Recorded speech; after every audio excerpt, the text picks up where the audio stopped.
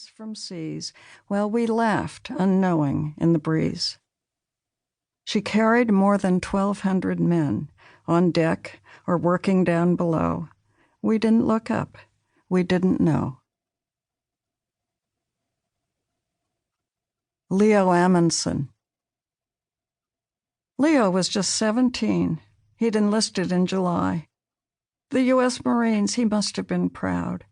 And his folks, too, Scandinavian stock, immigrants to Wisconsin like my own grandparents. Leo was from La Crosse. My father was born there. My nanny had come from La Crosse by train. Had she known Leo's parents?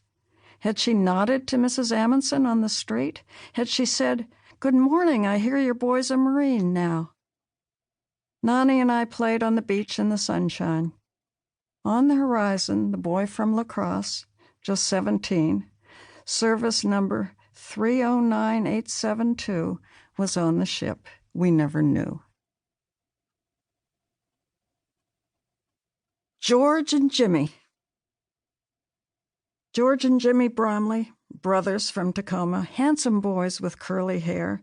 Jimmy was the older, but not by much. There were 37 sets of brothers aboard. One set was twins, and a father and son, Texans, Thomas Free and his 17-year-old boy, William, both gone, both lost. They found George Bromley's body, not Jimmy's, though. Solace.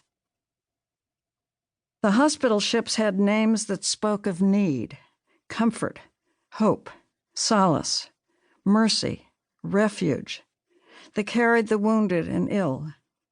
That morning, Solace was moored near the Arizona. She sent her launches and stretchers across.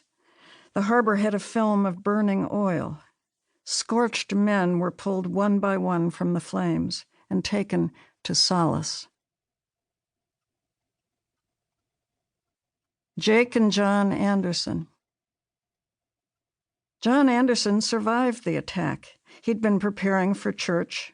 Rescued, he asked to go back. He begged to return to search.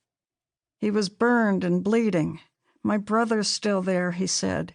Distraught, desperate, and pleading, "Jake's there. I know he's not dead." But one would die and one live on. Identical twins, Jake and John. Birthday. Everett Reed turned 24 December 6th, the day before. He held the rank machinist's mate. He'd celebrated, stayed out late. With friends they danced and sung. He lived ashore. He'd married young. In the morning, when he woke, he heard the sirens, saw the smoke. He'd remember all his life, the hasty parting from his wife, her quick and terrified embrace, his frantic journey to the base. His birthdays, though, for many years, brought no joy, just grief, just tears. The beach.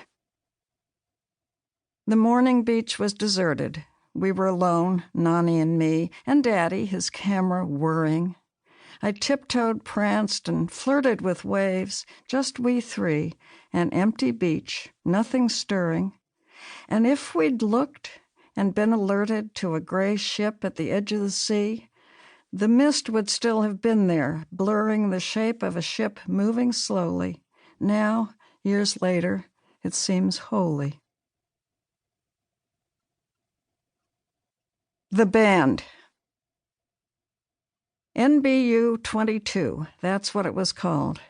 Navy Band Unit 22, the Arizona Band. That morning, it was not yet 8, they were on deck about to play. Their music raised the flag each day. When the alert came, they ran to their battle station. They called it the Black Powder Room. Their job was to pass ammunition to the gunners. But the black powder exploded. 21 young men prepared for morning colors, not one was spared. All the high-stepping boys who'd marched at high school football games once, who'd enlisted, now, with their instruments, lay twisted.